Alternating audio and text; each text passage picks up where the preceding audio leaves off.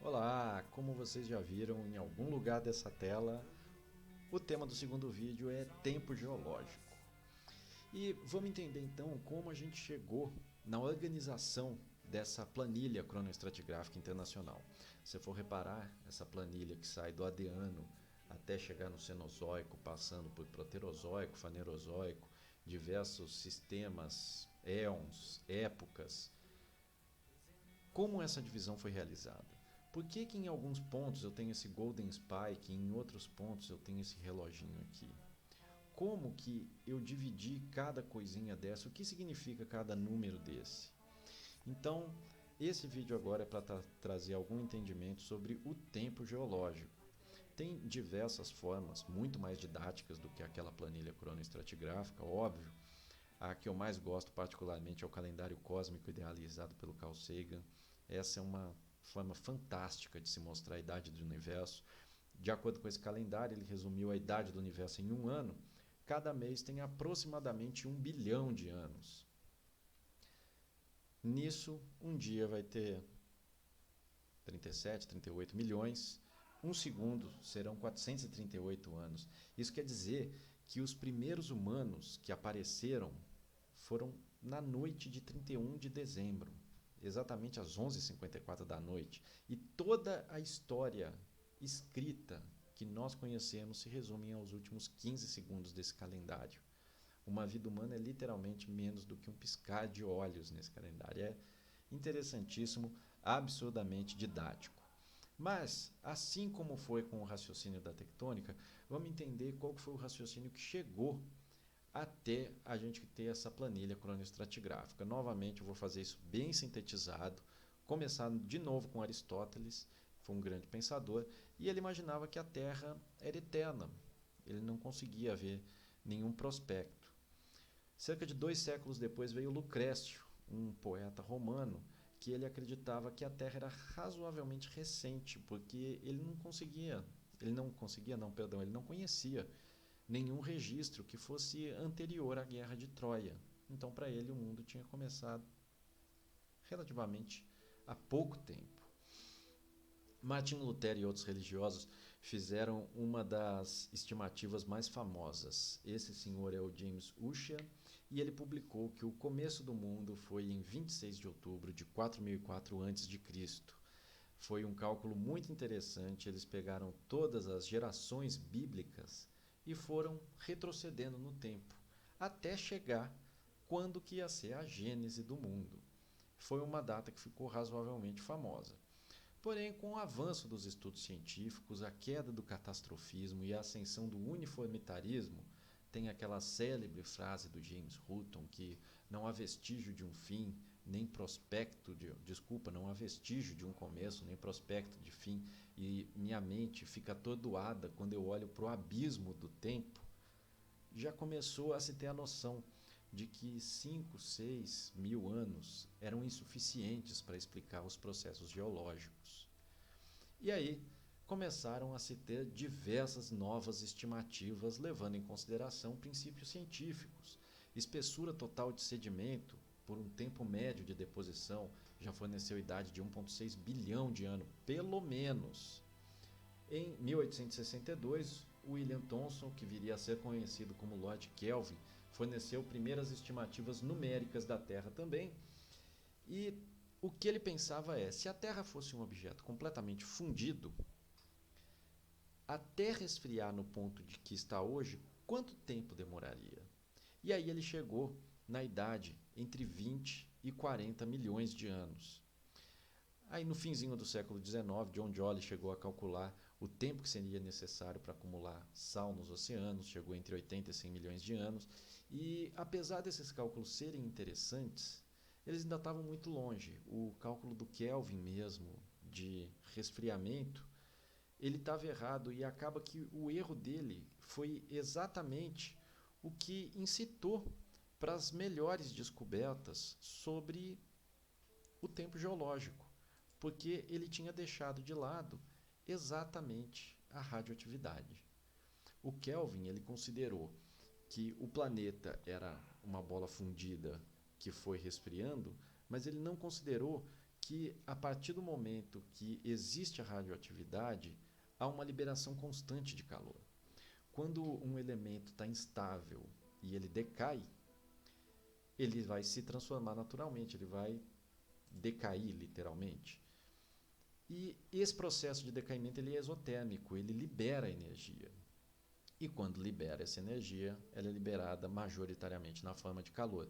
Então essa bola fundida, apesar dela estar resfriando, ela está sempre se reaquecendo. E quando chegou nesse estalo da radioatividade, obviamente começaram, peraí, então eu tenho uma ideia melhor de como vou calcular a idade da Terra. Isso daí foi uma sacada de diversos cientistas como Rutherford e Frederick Soddy. E aí tem um caso bem interessante do Rutherford, que ele foi dar uma palestra no Royal Institute of London e o Lord Kelvin estava na plateia.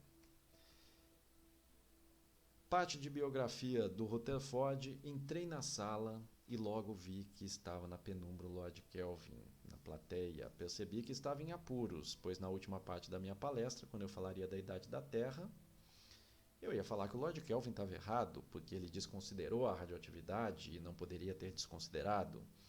Mas, para o alívio dele, o Kelvin dormiu durante a palestra. E só foi acordar no finalzinho. E no finalzinho ele teve um estalo excelente, que ele virou e falou, com uma súbita inspiração, eu disse que o Lord Kelvin tinha limitado a idade da Terra, não definido, limitado, desde que nenhuma outra fonte de calor fosse descoberta.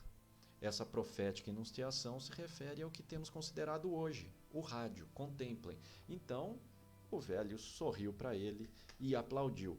Isso foi fantástico, porque o Rutherford saiu com uma ideia muito boa, uma sacada genial, agradou o Lord Kelvin, que ainda falou, olha, você estava certo, você só não considerou a radioatividade porque você não conhecia ainda. E aí, a radioatividade foi só evoluindo e começou a ser utilizada como uma real ferramenta de datação, mas no século XX mesmo. Esse senhor é o Arthur Holmes, ele foi um dos pioneiros na utilização da técnica do urânio-chumbo e ele chegou para uma idade da Terra entre 1,6 e 3 bilhões de anos. Ainda era uma idade com um erro alto? Era, mas ele já estava conseguindo sistematizar as datações radiométricas. E aí, Clair Peterson, nos anos 50, teve uma sacada genial e ele chegou na idade de 4,55, mais ou menos 0,07 bilhões de anos para a Terra. É praticamente a idade que a gente tem aceita hoje. O raciocínio do Peterson foi bem interessante. Ele datou diversos meteoritos. A ideia dele era a seguinte: os meteoritos são blocos que restaram do início do sistema solar que simplesmente não se juntaram. Era uma nébula que não formou um planeta, mas só que se formou junto com o planeta. Então, se eu datar eles, eu vou ver quando que o planeta começou. E o número foi sensacional. O Clair Peterson, ele fez muito mais pela ciência e humanidade. Esse senhor aí é o Clair Peterson. Ele fez muito mais pela ciência e humanidade do que simplesmente datar a idade da Terra. Quando ele começou a medir, ele viu que o erro do Arthur Holmes, que só conseguia 1,6 a 3 bilhões de anos, é porque o Arthur Holmes não conseguiu prever a contaminação de chumbo. O Clair Peterson via que toda hora ele analisava as amostras, cada hora o chumbo dava um valor diferente. E ele reparou que esse chumbo, na verdade, é por aditivos de combustível, que estava disperso na atmosfera e a gente estava respirando e se intoxicando com eles. Então, a luta do Clair Peterson para conseguir retirar o chumbo desses combustíveis foi gigante. Ele finalmente conseguiu, se não me engano, no fim da década de 70 ou início da década de 80. Houve um banimento no Congresso americano de qualquer aditivo à base de chumbo nos combustíveis, e quando você vai ver as curvas de chumbo em sedimentos recentes, principalmente em sedimentos glaciais, em grandes blocos de gelo, você consegue ver no início da década de 80 a curva de chumbo regredindo graças a essas leis, graças ao Clair Peterson ter dado essa sacada, ter visto tanto de chumbo que a gente aspirava, e ele ainda foi um pioneiro que começou a fazer salas limpas Isso quer dizer salas com pressão negativa. E isso foi ótimo para diversas... Nossa, isso daí em termos químicos foi simplesmente fantástico. E aí a gente chega na nossa Carta Cronoestratigráfica Internacional. Se for ver, ela tem essas divisõezinhas aqui em cima. É um tema, iéon, era tema e era, sistema, período, série, época, estágio e idade. O que isso quer dizer? O eotema, era tema, sistema, série e estágio são as unidades cronoestratigráficas. E elas representam o registro físico, o sedimento, rocha que foi depositado num tempo. Então o éon, a era, é o tempo. O enotema, era tema, sistema, série, estágio, é a unidade. E o que é aquele Golden Spike? O que é esse martelinho aqui que aparece? Ele é o chamado GSSP, é o Global Boundary Stratotype Section and Point. Isso é uma seção de afloramentos que marca um limite cronoestratigráfico muito claro. Então esse aqui, por exemplo, é o Golden Spike, que marca o limite criogeniano ediacarano. Ou seja, aqui é o criogeniano, aqui é o ediacarano, ele marca a explosão da fauna ediacara.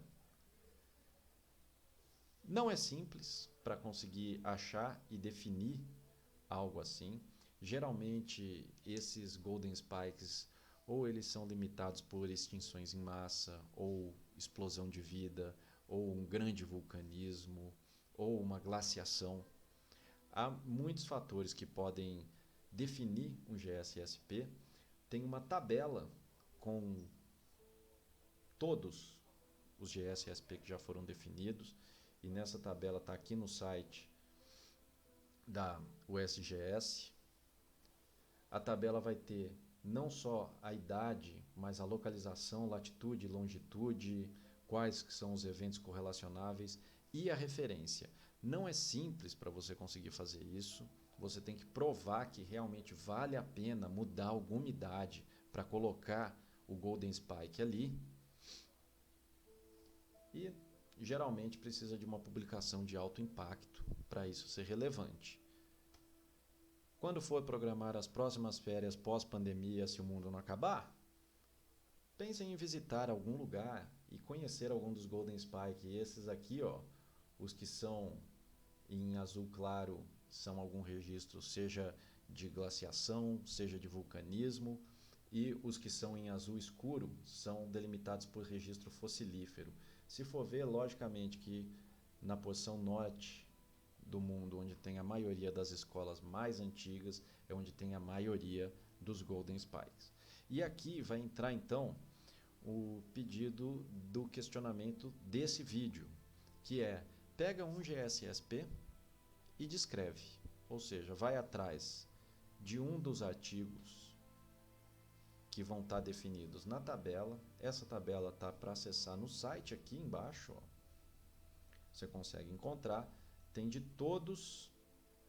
E aí, pega um, descreve rapidamente qual que é o estágio dele e o que marcou esse Golden Spike. Mas como eu tinha dito antes, vou voltar só um pouquinho aqui, alguns têm o Golden Spike, outros não têm, outros têm esse reloginho. O que quer dizer isso? E se for ver, esse reloginho está só no Proterozoico, está só nas coisas mais antigas aqui. Bem, esse reloginho é o seguinte: quando você vai indo muito para trás no tempo, é difícil você preservar um registro fóssil. E é difícil até você ter um entendimento do cenário paleoambiental como um todo.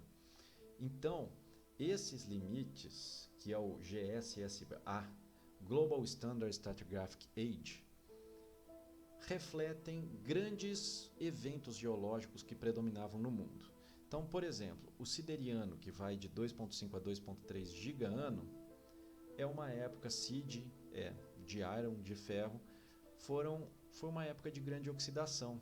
Quando tem grandes eventos de oxidação, você tem grandes depósitos de ferro. Depois, Riaciano, de plataforma continental, de desenvolvimento de rios. Orosiriano, em diversos pontos no mundo entre 1.8 e 205, incluindo no Brasil, você tem registro de grandes orogenias. O estateriano, de estatéria, de estabilidade, de rift, de distensão, ectasiano, por extensão, e assim por diante. Todos esses aqui que tem o reloginho marcado, eles estão associados com algum grande evento global, mas só que não é um ponto único. Todo esse período que ocorreu alguma coisa. Ok? Gente, então com isso a gente termina o vídeo sobre tempo geológico. Eu vou deixar algumas referências na descrição e até o vídeo 3. Valeu!